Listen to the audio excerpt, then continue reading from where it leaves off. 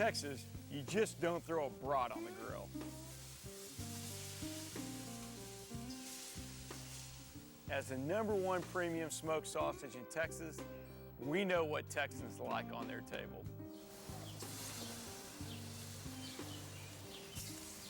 I'm Mike Kilbasa. Give us a try, and you'll understand why we're the best in the business.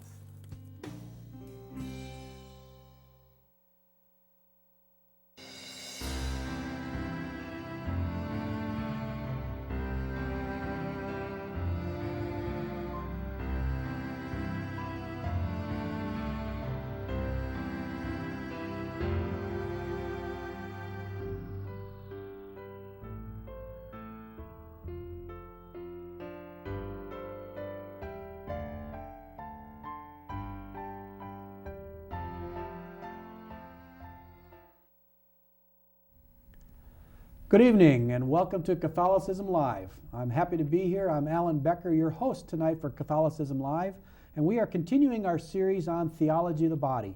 My guest tonight, and Dr. David Delaney, welcome back. Thank you, Alan. I'm glad to be here. You bet. Thank you. Dr. Delaney is the academic dean for the Mexican American Catholic College. And Mock has some summer courses going on right now. Is that right? We do. We're about finishing our second week. Well, I suppose in the middle of our second week of coursework for the summer. We have 4 classes, 2 in English, 2 in Spanish. 2 of them are theology, 2 in philosophy. Wonderful, wonderful. And so folks who are out there, www.maccsa, that's maccsa.org. And if they're not, they missed the summertime, but they can sign up now for fall classes, right? They can, yes. The class lineup is available under academics. If you go to our website, go under academics, and you'll see a link to our schedule for the fall. Great, and we are very, very pleased to have Dr. Delaney with us discussing theology of the body. And if you've been following us, we are in episode 7 tonight. We'll do a little bit of recap first. Episode 4, just a few weeks ago, we talked about, and in line with the Easter time, we talked about Jesus' body, the humanity of Jesus, his passion, death, and resurrection, of the humanity of him. And then we shifted to the next episode, episode 5, to Christ's body, the mystical body of Christ, his divinity. And of course, we can't separate that. It's not his humanity and then his divinity. It is together is a composite body of Christ, as we know from our Catholic theology stuff. The last episode was Offer It Up. We had some discussions on liturgy and sacraments, and David, if I recall, we had some good discussion, but we left some dangling things out there. So maybe we could wrap up a couple things to start tonight with sacraments, trying to roll us in, the access we have to the grace of God. How does theology of the body, how does that fit in with the ideas of that? And then we'll introduce tonight's topic. Okay, thank you, Alan, for the opportunity. Yes, the relevance of sacraments to our lives seems kind of strange to many, I think, as Catholics that have grown up without a very strong catechesis, which unfortunately I think is perhaps a good number of us. I remember hearing that vaguely that one had to live a sacramental life, and I remember thinking, oh, what does that mean? Yeah, what is that? But our access to our communion with God, we were made for communion with God. Our access to communion with God is through the sacraments. Our capacity for becoming what it is we want to be is through the sacraments. For Catholics, the ordinary means of communion with God is the sacramental system. And so the sacraments of initiation, are those that bring us into communion with God in a full and complete way. One of those, the sacrament of the Eucharist, is this ongoing reaffirmation, if you will, or continuing to strengthen us in this communion with God. It is an encounter with the persons that we were created to be in union with. We call this grace. Grace transforms us. It has the capacity, anyway, to transform us if we are open to it. If we become enough masters of ourselves that we can make it fruitful. We make it fruitful, and this is, I think that, I don't remember if I've offered this analogy before, but a natural sponge. A natural sponge is an important mental model that I like to use. Sure. The natural sponge, if you've ever had a natural sponge before, you know that when you get it, it's very absorbent. you sop up a lot of water with it. Well, a natural sponge, though, is kind of curious. If you've had this natural sponge and you've lost it in a closet for a while, a couple years, and you bring it out, no longer is it absorbent. You try to sop up the same kind of the water you did before, and it just kind of scratches over the top. Well, this, I think, is a good analogy for our lives. The sponge is our souls. Our soul, and the water in this analogy is grace. Mm-hmm. Our souls were made to sop up this grace. We're made to make this grace fruitful. Well, when the sponge is supple, this is our hearts, our souls, when they are fruitful. They have the capacity to make use of God's grace. The hard sponge is when our souls harden by disordered self-love, by sin, by turning inward. When we finally confess our sins after a long time without having confessed them, or repented sufficiently to receive this grace of confession, or of this sacrament of confession, our hearts, our souls still may be this hard sponge, this hard soul that the grace is there, but we can't cooperate with it. We're not able to receive it because we're not open to it. Our body-soul composite has not been prepared properly. Right. Or we can receive it without making it very fruitful. Right. The amount that the sponge, our souls can absorb this water, this grace, they were made to completely absorb it. The more we can absorb it, the more we make it fruitful. This is what the analogy is meant to show. Well, how do we make it fruitful? How do we get our hard souls supple again? Well, we soak them in grace. Right. We have to soak our souls in grace, and our access to grace, our continuing access to grace, the normal means of the sacraments, right. The sacrament of confession, the sacrament of Holy Communion, of the Eucharist. But it's not just that. We have to also allow ourselves to cooperate with this. If you put that sponge in grace, in water, it very slowly starts to absorb it. To get supple again, yeah. Yes, but you can make that much more efficacious by massaging it. Well, the massaging in this analogy is our exercising through the cardinal virtues, practicing the virtues, being fully self-masters, practicing prudence, justice, fortitude, and which one did I miss? Yeah, I know, and I'm trying to think of the fortitude off the top of my head. Temperance. Temperance, there you go. Yes, every chance we can. Very good. So, this is a real-world application. This is a real-world analogy that allows us to recognize what it is that our lives were made for. We can only find our joy by becoming holy, by becoming fully self-masters. And we only can master ourselves fully by soaking in grace and cooperating with it. Amen. So many of us take our bodies to Sunday Mass, and we pay attention and we watch what goes on, but maybe we don't prepare our souls like we should. We need to prepare both our body and our soul for that Mass, and one way to do that is to attend Mass more often. Yes. Maybe attend daily Mass and or go to confession more often, to use this sacramental system and to soak up that grace. We are here on this earth just a short time, and we need to take advantage of every opportunity we can to receive the grace of God. So the sponge, I'll remember that. Very, very good. I like that. So that was kind of a wrap-up of where we were last week. As we head into this week, our episode number 7 title is, It's Not Hard, But It Is Humanly Impossible. Now, where did that come from? And okay, Dr. Delaney, explain that a little bit. How does that wrap in, and how does that flow from grace, sacraments, and into conscience and morality is kind of what we're going to talk about tonight. Indeed, yes. Build the bridge for us. Okay, let me try. Yes, it's not something that I could create myself. This is a phrase, or perhaps a paraphrase, but it comes from G.K. Chesterton, the great convert from the late 19th or early 20th century. Mm-hmm. Yes, and what his point was here is that he's talking about Christian living, authentic Christian living, and living an authentic Christian life, and he's saying that it's not hard, but it is humanly impossible.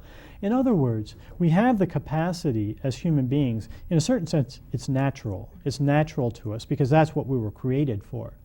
but it is humanly impossible, meaning that one requires grace in order to be able to do it. One cannot do it alone, but one is called to do it. One has this charge of doing it. We have free will. We have an intellect and a will, a free will, to be able to know and to choose that for which we were created. And Chesterton is telling us here that we are drawn in a certain sense, in a certain way, to that for which we were created. It's not hard, it's part of what we were created for. But in our fallen state, we are so inclined to support or meet the needs, if you will, of the material aspect of our natures, or bodily aspect of our nature, that we can very easily rationalize, and we always do, why that ought to take precedence over the spiritual aspect. Oftentimes, the body serving the needs of the bodily aspect of our human nature is important, but sometimes we do that to excess, extreme, and sometimes we do it at the expense of the overall good. Of our souls. Very good. Yes. Well, if you're here listening in on CTSA Channel 15, welcome, and welcome to all of our listeners on KJMA 89.7 FM. And if you want to hook up other folks across the country, we can be heard on www.grn online. I happened to be in Colorado about a month ago, and I heard the show GRN online. It came through loud and clear. I didn't call in. I was in the middle of a few other things. If you want to email us, live@catholic.org. live@catholic.org. We can't monitor it right away during the show, but we will answer your questions after the show and before the next one. This is a live show. We encourage call-ins. If you want to know more about the sponge and the sacraments, you want to know about moving into It's Not Hard But Humanly Impossible, because we're going to get into some good morality concepts here, and we'd like to spur questions and encourage you to call in 210-734-5371. 734-5371. We'll be taking calls in just a few minutes. So G.K. Chesterton helped us set the stage here about we as humans, not hard to live the sacramental life, to cooperate with God, but we cannot do it alone. Exactly. And that's the bottom line of there. So we are created in the image of God, and how do we, in practical way, how do we do the steps in order to cooperate with God? How do I know my conscience could be faulty, and where do I turn to do that? Let's discuss some of that a little bit. Thank you, Alan, for that lead. And that is a very important question, and it's a very difficult question to answer very succinctly, at least for me, as you know.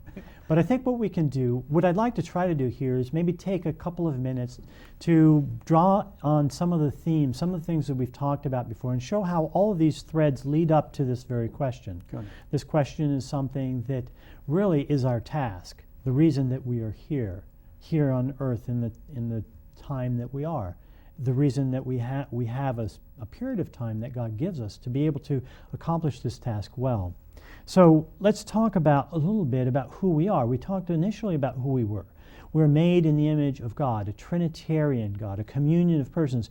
We were made really for receiving ourselves and giving ourselves to one another, totally. First to God and then to one another. And that was original man, right? That's right. Original man. Original man. This is we are created in that image, and we still have that image. Though John Paul kind of says we lose the likeness somewhat of God. Right. We're made in the image and likeness of God. With the fall, though, we have lost this capacity for forgiving ourselves.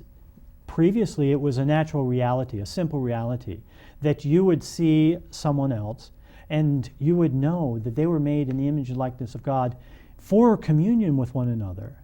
And you would want their good, regardless of your own good. Sure, and if I recall back then of that was Adam and Eve in the Garden of Eden, and walking in the cool of the evening with God, and naked without shame. Without shame, yes. So that was the state of which God created man for. But through the fall, through historical man, we are struggling with that now. So we need to make sure we understand what our moral compass and our conscience, and where do we apply this. So that's a little bit of what we've done before. Continue on. Let's take us to the next step. Well, shame is very important, because this is kind of, John Paul sees shame as having a twofold purpose, one of which is recognizing that we are falling short, that we are now concerned more about our desires, our needs, than the good of the other. And so shame gives us a little bit of insight into that. And so it brings upon us a little bit of fear of the other and of ourselves. So we recognize at some level, we recognize that we're not where we ought to be.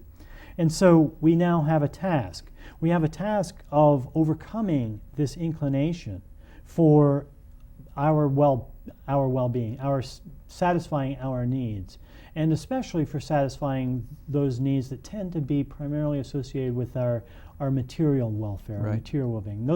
Those we have to recognize seem to, in many ways, are the most immediate. They're the ones that seem the most compelling, especially because a lot of our appetites and our emotions feed those, and those are made to help to move us beyond beyond where we are. Sure, and I think off the dime. I think we've done that throughout. You ask a little child, what do you want to be when you grow up? Well, a doctor, a lawyer, or somebody that makes a lot of money or things. Well, really what we should be teaching is you want to be a saint. Yes. You want to be a saint. Exactly. So maybe does that help a little bit, I think, of what you're talking about? We focus on the material things. You got to get along in this world. You got to do well. However, that's not our final goal. Our final goal is to be a saint. And one of the ways that I think that we can do this, that we talked about a couple of times ago, and you liked this this particular distinction, is that we were made for happiness. We were made for joy. But there's a corollary of happiness and joy those happen primarily, they're spiritual. Sure. They happen primarily in our souls. The corollary to that, the analog to that in our bodily nature is pleasure. Pleasure, right. Pleasure, therefore, can oftentimes masquerade as joy, and we're oftentimes, therefore, drawn to pleasure. We have to recognize that pleasure is something that it's a good, but it's not the same as joy, and oftentimes joy is more of a fruit of suffering than it is of pleasure. Pleasure and joy can go together, but oftentimes they do not. And so we cannot see pleasure as a reliable guide to what it is that we were created for. And I think one of the analogies we made, if I recall right, the more pleasure you have, the more it's used, it actually decreases. Yes. However, pure joy in the right frame, in the right spiritual setting, it increases because you give it away, and as you give it, it increases. Exactly. So I've had that. Unlike joy, where it decreases when you share it. Unlike pleasure, when I'm sorry, decreases. Yeah. Thank you for That's correcting okay. me. Yes. Very good. Exactly right. So we have this task now. We have these elements that we've brought together. So we have this problem. We're in a fallen state. We're made for joy. We're seeking pleasure. And we have to therefore become sufficient masters of ourselves that we can, intellectually and with our whole body, soul unities, that we can discern between what is an authentic pleasure, what's an authentic good, and what is just an apparent one. And then have the resources, the personal strength, the fortitude to choose the right, to choose the good, even if it brings upon us not just pleasure but pain. And how are we taught? Society tells us that it's all relative. Yes. I mean, we hear a lot of Pope Benedict XVI talking now, moral relativism. Well, if it's okay for you, I guess it's okay for you. I don't morally agree with it, but if it's okay with you, I can't tell you anything. Now, wait a minute. There are moral absolutes. There are laws. There are ways of structure that God gave us. So if we work on that, and who's the church to tell us that is going to inhibit our freedom? Yes. I mean, we have freedom, don't we? We ought to be able to do what we want when we want, right, at times? But we have to be careful of that, as how that works. The difference of pleasure, joy, our body, spirit. Make sure that composite is really composite as we go along. So, and there's a couple of questions that we have posted on the website, www.pilgrimcenterofhope.org. And we've had these questions. We sure would like you to call in with our questions. 210-734, call in with your questions. Don't ask our own questions. Again, we'll just do that here. 210-734-5371. And we've got a minute or two to a break. But as we look at our society today, many so-called practicing Catholics see nothing wrong with contraception, nothing wrong with Well, abortion in some cases, I guess it could be okay. Nothing wrong with sex outside of marriage. Well, I guess they really love each other and they're going to get married anyway. Okay, I can still be a Catholic and do that. So you've kind of taken this moral compass and kind of watered it down to our own physical pleasure. Yes. And there's danger in that. There's danger. But then why does the church take away our freedom to do that? How does that all work? How does that all work? In about a minute or so, if you can. Well, we'll pick that up again after the break when we get there. We'll do what we can then, yes. This is a very important point. Freedom. Freedom is oftentimes misunderstood in our day and age. And because of that, they think people, even Catholics, think the church is somehow against freedom, as though the church thinks and society thinks that we need to restrict people's freedoms for the good of other people. But really, that's a mistaken notion of freedom. In reality, the church recognizes that freedom is very important, but there's a distinction between what the world says and the church says. The church says that to be human, you have to have freedom, and you have to have the free exercise of freedom. But freedom is a means to something else. It's a means to the end. It's a means to the end of good. Society, so freedom is not an end in itself. Exactly. This is the opposite. Society thinks it's an end in itself. Okay, so that's the moral relativism that we've been told, and then how that works out. Well, that's a tidbit. You're going to get more right after the break. This is Catholicism Live, and we're talking theology of the body. Get your questions ready, 210-734-5371. If you'd like to email us, live@catholic.org. We'll be here for some more questions and some more answers, and we'll have some more discussion on freedom and moral relativism. And we'll be right back after the break. Thank you.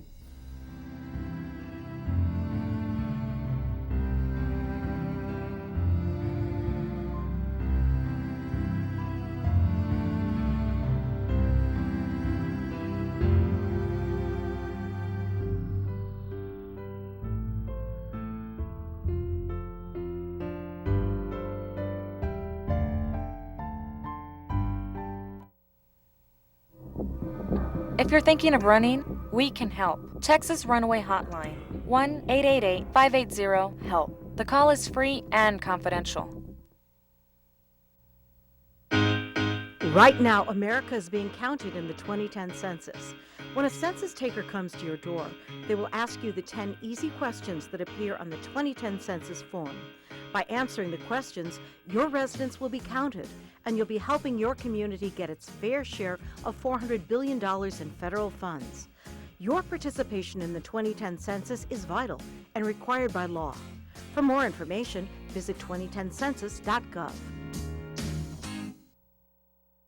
The Alexander House announces the largest conference of its kind, coming to the AT&T Center in San Antonio, Texas. Internationally known radio and television personality and conference speaker, Father John Karapi, is coming to San Antonio. His life story takes him from his days as a Vietnam-era veteran to a successful businessman to a homeless drug addict to the Catholic priesthood, ordained by Pope John Paul II.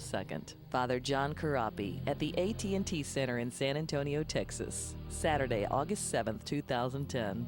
Proceeds will benefit the Alexander House Marriage Ministry. Be part of the experience and help save marriages. Visit FatherKarapiSA.com.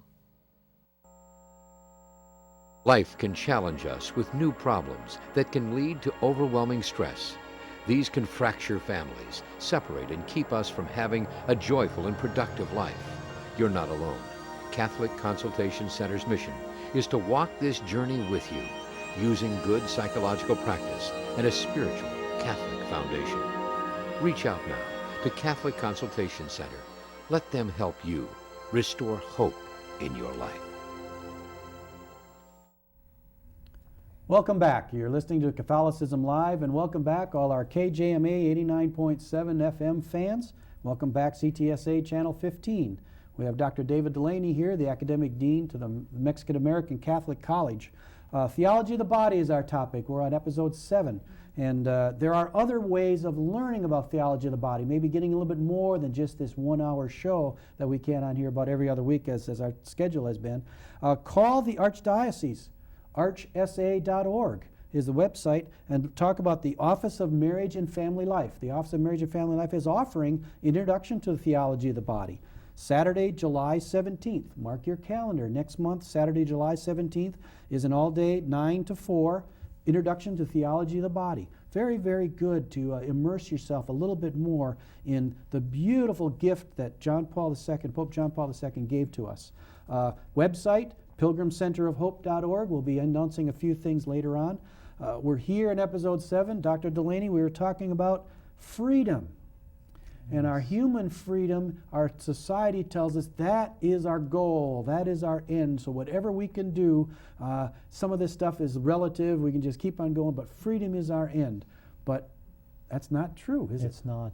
And the fact, when we think of freedom as an end, it leads to a particular way of thinking. It leads to a legalism.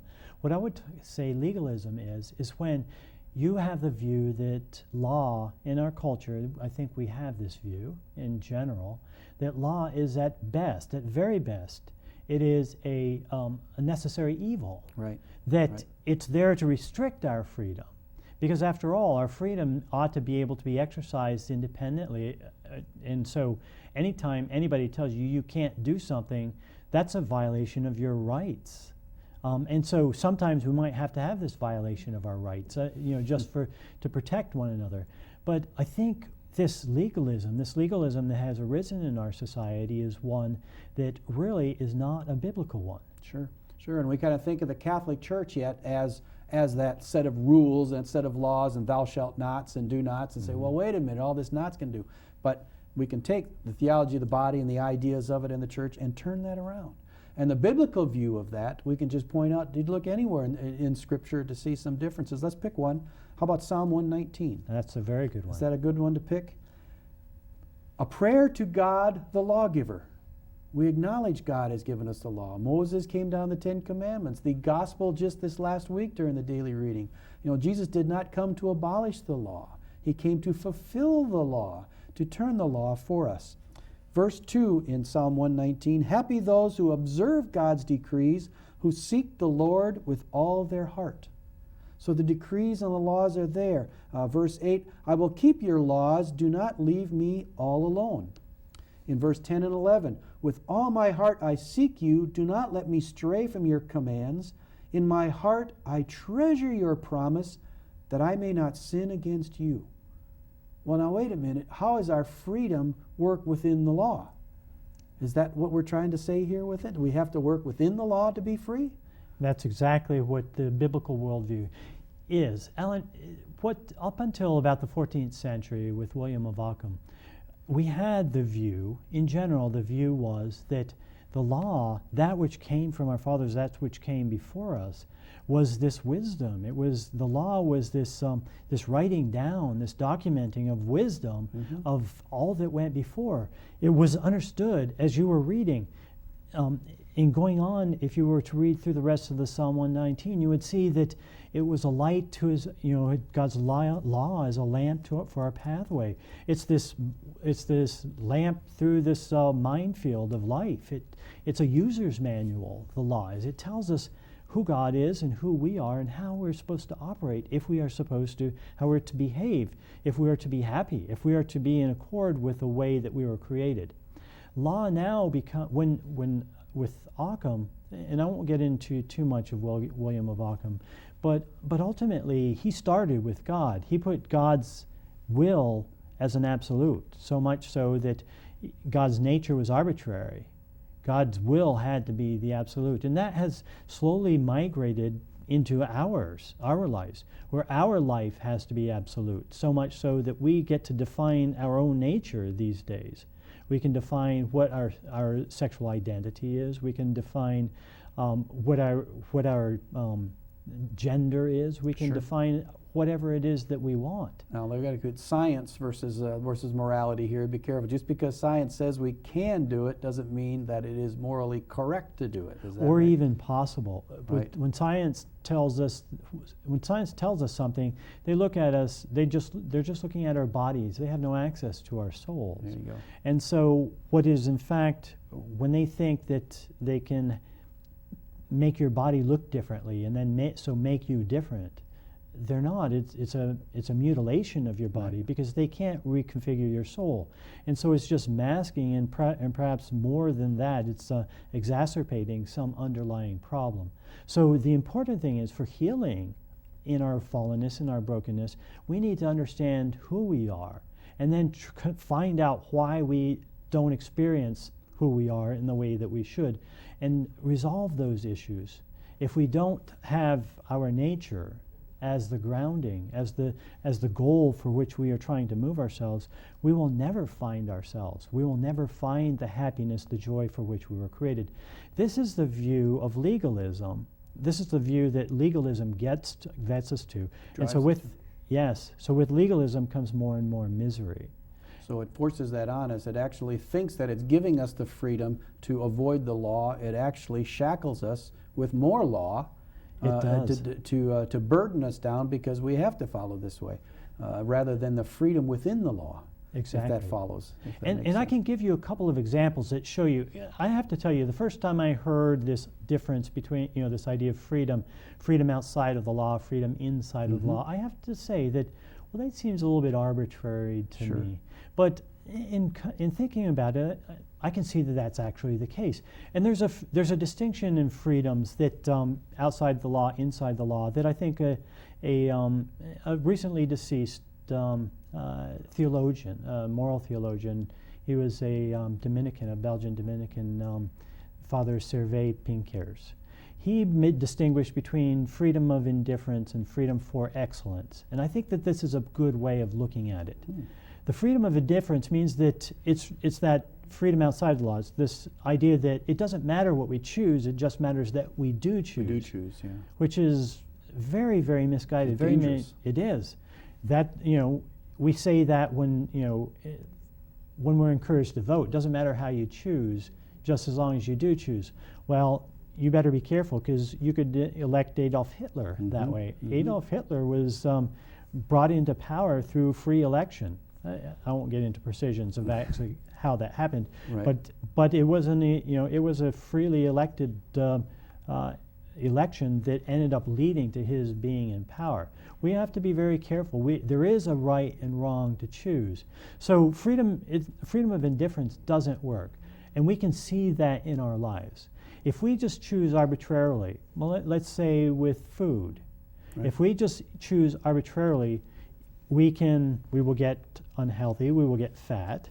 If we choose arbitrarily, we may get addicted to eating and get more than just fat, become very, very unhealthy, and not be able to stop. Anybody that's ever tried to go on a diet knows that if you choose wrongly, going on a diet, if you transform, won't help you at all. It won't help you, and in fact, it becomes almost a superhuman activity to try to get on a diet to control your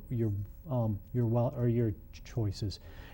Getting up in the morning. If you've ever hit the alarm or the snooze button a few times, the first time you may have been getting up every time it first went off. The first time you hit the snooze button, the next morning it's a little bit easier. Yeah.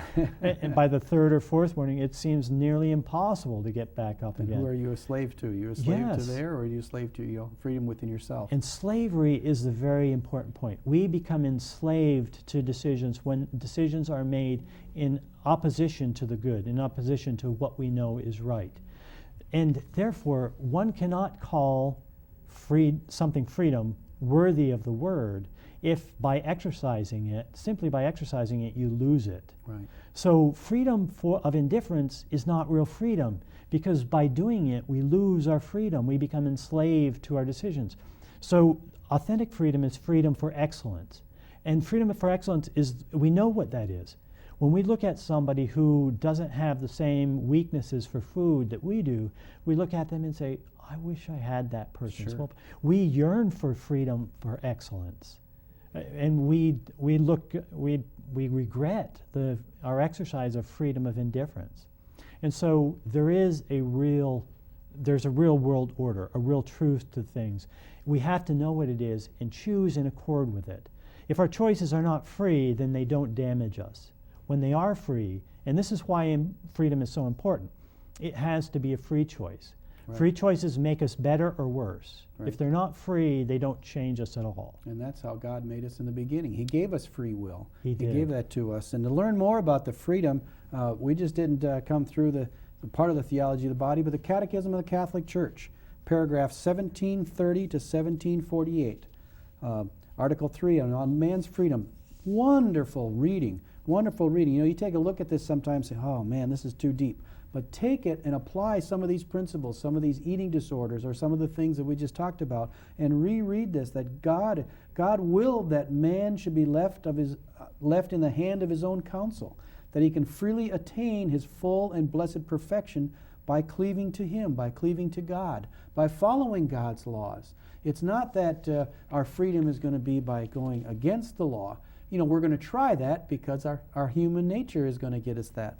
But our true freedom, our true joy versus pleasure, as we talked before, our true joy is going to make the free choices within the law, within the boundaries, within, and one thing we haven't brought up before too, but a lot of we talk about my will versus God's will. What is God's will for my life? So here is an example we can do this, the freedom, responsibility, and things that we have that we go along. Real freedom to be most human has to be fully mastery of oneself. We have to understand who we are, how we operate, and how to master ourselves. I thought that was humanly impossible. Yes. Well, Is it? It is humanly impossible to the extent that we need it. Right. Everybody has different capabilities, different aptitudes with regard to virtues. Some of us have no virtues, and some of us may have certain strengths in some areas and large weaknesses in other areas. But to be able to fully master ourselves, because ultimately if we go back to our understanding of who we are, created in the image of total self-gift, we have to give ourselves totally away to God and to one another. Well, you can't give what you don't first possess. So self-mastery, full self-possession is the goal. It's the goal, and it is what it means to be fully human. We are fully human. In fact, it was, I forget, I usually get him wrong. But the early church father said this, that God's glory is man fully alive. And man fully alive means man fully in possession of himself, so that he gives himself away. So we are fully alive when we fully possess ourselves, so we can fully give ourselves away. This possession comes from our exercising of the virtues, always choosing rightly, always choosing with courage, with fortitude, the right thing, choosing prudently, choosing the right way, choosing the right thing the right way, choosing temperately, using God's goods, the goods that God has created for us, but using it in a way that is best for us and best for others. Always choosing when nobody is looking. This is how we know where we really are. How do we act when nobody else is around? I think your father probably told. Sure, the definition that. of integrity. You Yes. bet, he talked integrity, when you do the right thing when nobody's looking. And so, but that has to be done aided by grace. Remember, grace does three things. It heals fallen nature, it elevates fallen nature, and it perfects fallen nature.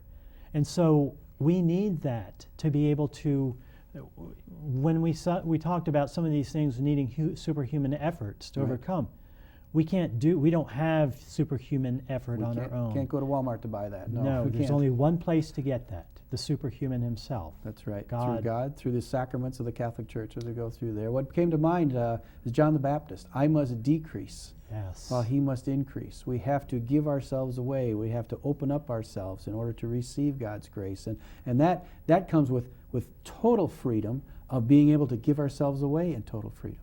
Yes. Rather than being bound by the poor decisions that we make. Yes, we have to die to our old selves, to our fallen selves, and rise with Christ to our new selves, our new creation, our recreated selves. And that's a never-ending task till the day we die.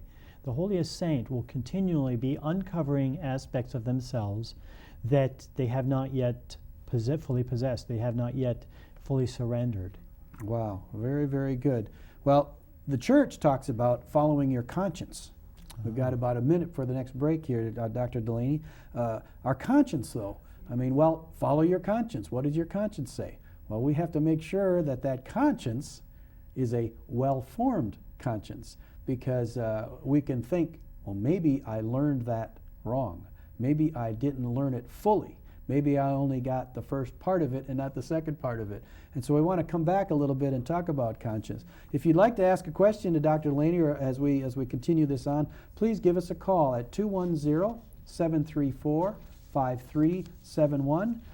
You want to think of a question after we're off the show tonight, email us at live@catholic.org. We're going to complete this episode, a wonderful talk on freedom and conscience, and even a little moral relativism. We can see how that's not. We're going to continue our discussion here after this break. It's Catholicism Live, and we'll be right back with you. Thank you very much.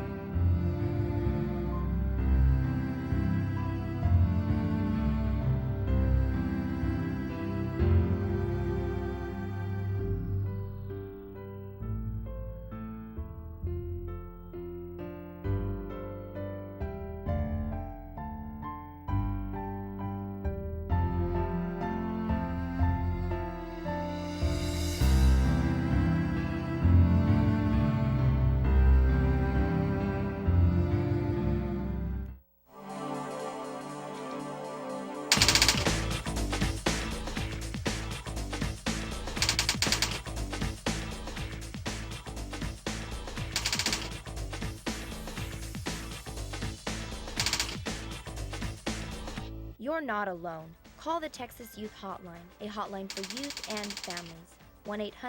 1-800-210-2278. You're not alone. Nobody told me that 35 years of research and dozens of medical studies have shown significant complications for women who've had an abortion. Learn the facts today.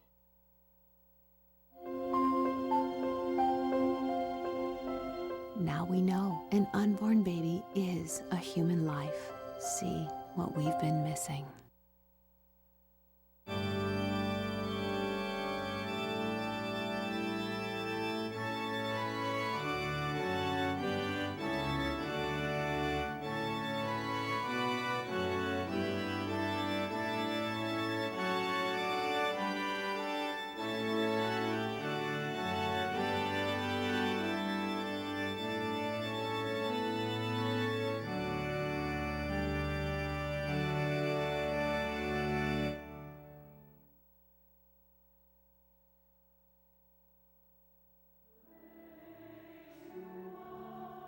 Archbishop Gomez, on behalf of St. Mary Magdalene Parish staff and school, we want to congratulate you as you go to Los Angeles, and we thank you for your years of service here in San Antonio. Congratulations, Archbishop Gomez. We'll miss you. God bless you.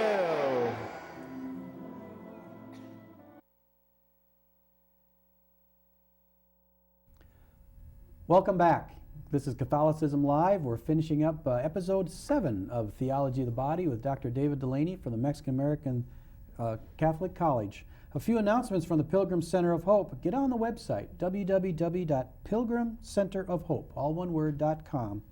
There's a few episodes coming, or issues coming up that I'd like to, .org, I'm sorry, pilgrimcenterofhope.org. June 26th on a Saturday, 9 to 1, a day of prayer and healing. Saturday, July 10th is a Catholic Women's Luncheon. There was a luncheon a couple of months ago, if I recall, and this is another one at the Omni Hotel. Get on the website or give them a call, 210-521-3377. That's here in San Antonio, 521-3377. And also on Sunday, July 18th, those of you who are interested in a Holy Land trip in October to November, there is a meeting and a general meeting of inquiry from 1 to 3 on Sunday, July 18th. More about the Holy Land trip coming up in October, November, and we definitely want to keep Deacon Tom and Mary Jane in our prayers as they leave next week for our Holy Land trip. So we'll keep them and all the pilgrims, including Bishop Zurich, I understand, in their prayers for this trip. PilgrimCenterofHope.org. Well, we're talking about conscience. And we got to talk about what conscience is, and maybe we should start with what conscience is not. Yes. Let's start there, Dr. Delaney. Is that okay? That's a very important question because it's oftentimes misunderstood. Right. Some people think that conscience is their feelings. Now, there are feelings associated with conscience. Usually guilt is a response to ignoring or going against, I should say, a well-formed conscience. But the lack of guilt doesn't necessarily mean that one is not guilty of a sin or violating their conscience. For the very reason that conscience, well, we're going to define conscience in a second, but sure. A conscience is something that can be squelched, that the less you pay attention to it, the more you squelch it, the easier it is to ignore. So conscience is not just feelings. It's not primarily feelings. Conscience in itself is not feelings. Feelings come from violating a conscience, okay. But it's not feelings. Another thing conscience is not, it's not a direct access to divine revelation. And so conscience can never be put in opposition to authoritative church teaching. To say that I have to follow my I know what the church teaches, but I have to follow my conscience. Well, to be able to do that, then one has to be able to say that the church has, that somehow you have received this directly from God in contradiction to what we as Catholics recognize, that Jesus Christ established the church, established St. Peter as the guide of the church in union with all of the other bishops, St. Peter and his successors, as the authoritative interpreter and guardian of that which he has revealed to us. And so conscience can't be used in opposition to authoritative church teaching, because conscience doesn't give you divine revelation. Conscience is something else. Conscience is actually a process of discerning once one has received divine revelation from a reliable source. Mm-hmm. Yes, and so maybe we can talk a little bit now. Well, therefore it's not personal opinion either. Right. Yeah, that's usually what it is. Well, my conscience tells me to do this, and I learned this, and I saw somebody do that, so I thought that was a good idea. Whether it follows the laws of God, which is interpreted through the laws of His holy church. Yes. As we go through that. So that is what it's not. It's not a feeling, it's not contradictory to divine revelation, and it's not your personal opinion. Well, then how do we work toward this well-formed conscience? How do we develop it? We have to recognize then what it is. It's a faculty. It's actually three parts, a faculty, a three-step process, if you will. Conscience is something that it's an awareness of absolute moral norms, of what is right and wrong. One is aware of this. In some ways, we have this inbuilt to us. God has written it in our souls, our hearts, yeah, and our right. Our souls. And so, but oftentimes our culture can make that very difficult to see. But the way to know it, the way to be formed, to have a well-formed conscience, to be aware of absolute moral norms, is to have it explicitly given to us by a reliable source, mm-hmm. which we know to be the Holy Catholic Church. The Catechism of the Catholic Church tells us that it is a sure guide to the faith and moral teachings of Jesus Christ Himself, given to and guarded by the Church. And so our awareness, we have this obligation, therefore, to be informed, to form our consciences by being formed in what the truth is. And like in civil law, ignorance of the law is no excuse. Right. It's not a valid excuse. If we have the wherewithal, if we are baptized, confirmed adult Catholics, the fact that our family life is so busy and our work life is so busy, it still doesn't excuse us from guarding that which is most precious, our souls and the souls of our family, our children, whom we are called to be the first teachers of. That's not the church's first responsibility. It's our responsibility as parents to raise our children. But God is all merciful, so whatever we do, He's merciful. He's going to take care of us, right? That's another issue. God is all merciful, but in God, mercy and justice are both the same thing. The justice. They're two sides of the same coin. If you are not being just to your children, if they can do whatever they want to and never and the consequences of their actions are never made manifest, how much how much dignity do you give to your children by not taking their decisions seriously? Sure. And God has given us great dignity. He has given us free will, and He takes very seriously our decisions and the ramifications thereof. And so in His mercy, in His justice, He allows us to. In His mercy, He calls us to turn back to Him. Turn back but to the moral He, in justice to Him and to us, He will never force that decision.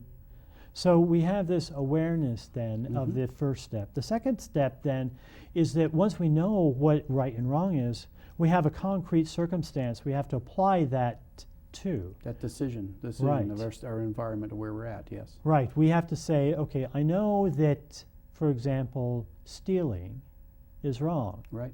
I am in a particular situation, though, that I am hungry. I have no ability to feed myself, and there's food there from somebody that taking that food from them will not deprive them of what they need for their livelihood, and so one says, okay, stealing is always and everywhere wrong, but also I have the responsibility for my life. Right. And so is that, in this situation, stealing? Now there's a few more things that one needs to know. For example, the social teaching of the universal destination of goods. That's an important Catholic social teaching.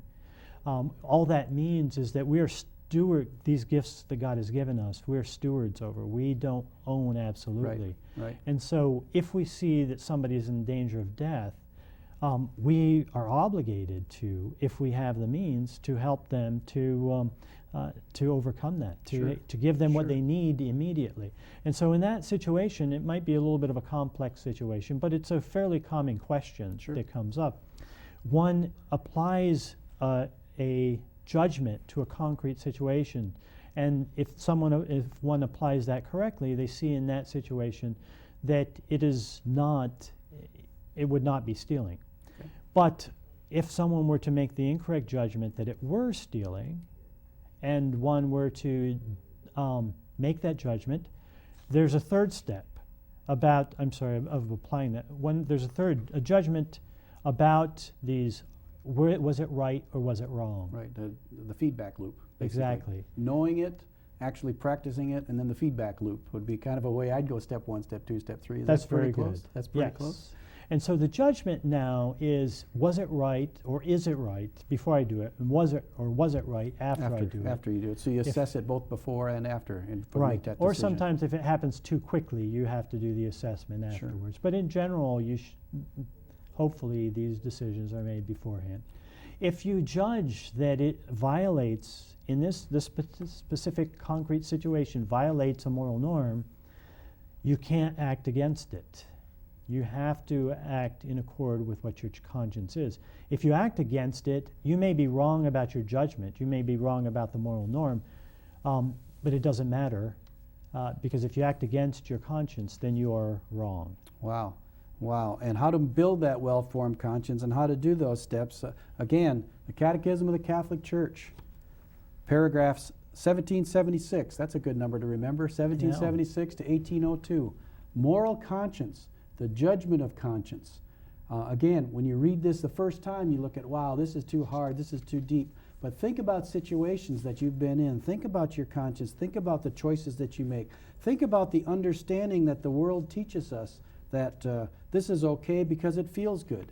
This is okay because everybody's doing it, so it must be okay. Take a look at the Catechism. Take a look at that. Give yourselves time to do step 1, which is awareness of the absolute moral principles. Yes. Aware and study to do that. As we finish up the hour went very fast. Dr. Delaney, thank you very much. We can't stop without introducing our Pearl of the Week and our Saint of the Week. We have a Pearl of the Week if you get on the website, www.pilgrimcenterofhope.org. The Pearl of the Week, Theology of the Body Made Simple, by Father Anthony Percy. Mm-hmm. And you'll see that on the website, and you'll be able to pick that up. This one, excuse me, this one is especially for teenagers, and so it's set up for that. Our Saint of the Week. Whoop, pardon me. Yes.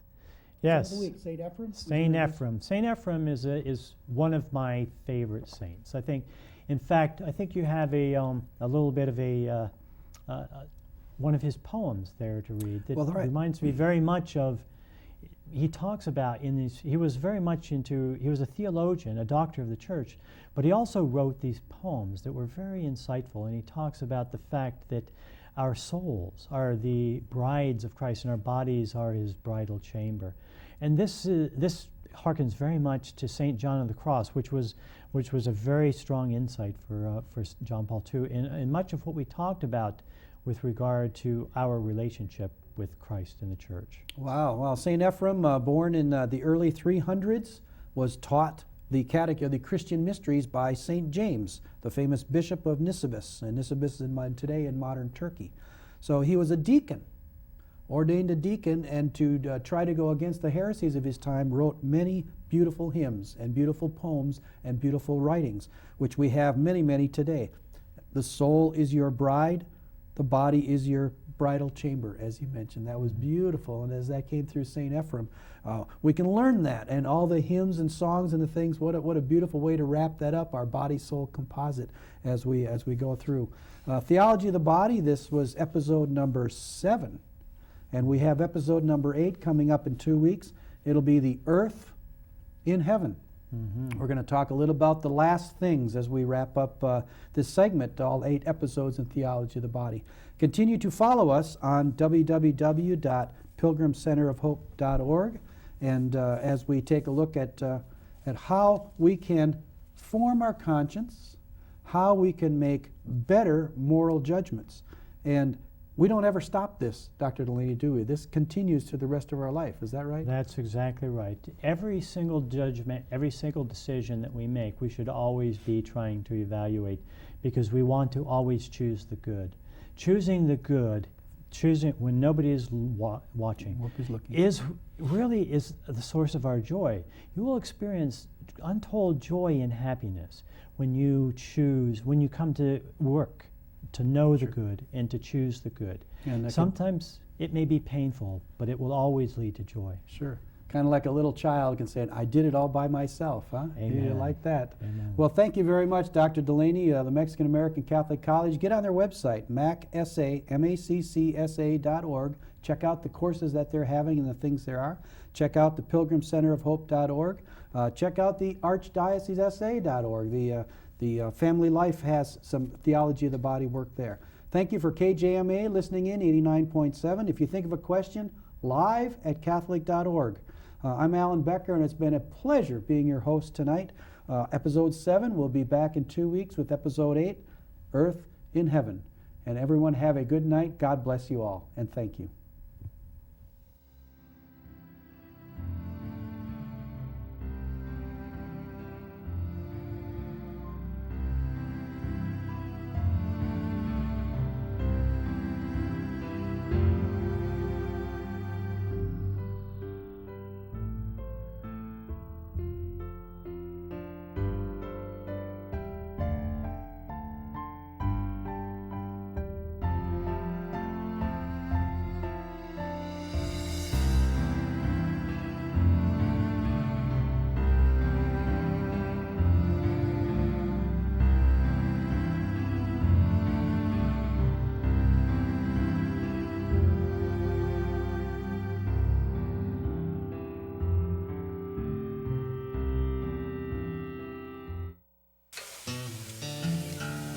In Texas, sausage making is a time-honored craft. That's why we don't add monosodium glutamate, phosphates, and other hard-to-pronounce ingredients into our sausage. Hi, I'm Mike Kilbasa. Read our label and you'll understand why we're the best in the business.